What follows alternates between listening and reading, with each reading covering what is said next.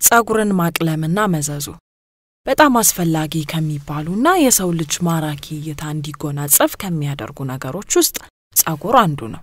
ይህንን ውበታችንን የሚያጎላውን ጸጉራችንን አንዳንዶቻችን የበለጠና ሳቢ እና ማራኪ እንዲሆን በማሰብም በተለያዩ አይነት ቀለማት ስናስውብ ይስተዋላል።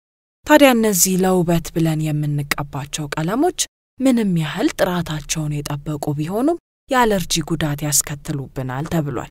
ቀለማቱን ለውበት ብለን ብንቀባም በውስጣቸው በያዙት ኬሚካል አማካኝነት ነው ጉዳቱን ሊያስከትሉብን የሚችሉት።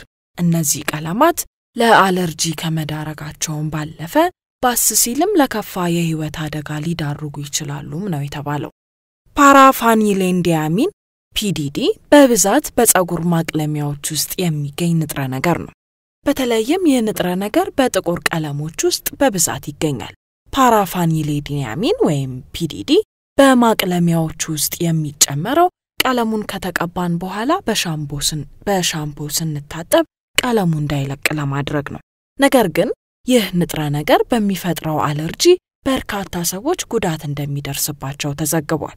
በዚህ ንጥረ ነገር አማካኝነት የሚከሰትብን አለርጂ እንደ የራስ ቅል ማቃጠል፣ ቀይ ሽፍታ፣ ሙሉ ፊታችን፣ አይናችንና የራስ ቅላችንን ማላብ ምልክቶች ያስከትላል። ስለዚህም እንዲህ አይነት ምልክቶች ከተስተዋሉብን በፍጥነት ወደ ጤና ተቋማት በመሄድ መታከም ተገቢ መሆኑን ይመከራል።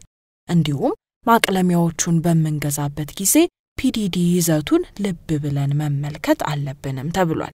በተጨማሪም ከቀለማቱ ጋር የሚመጡ መመሪያዎችን ሙሉ በሙሉ በመተግበር መቀባትም ለዚህ ችግር ከመጋለጥ ይታደጋል ሲሉ ባለሙያዎች ምክር ይለግሳሉ።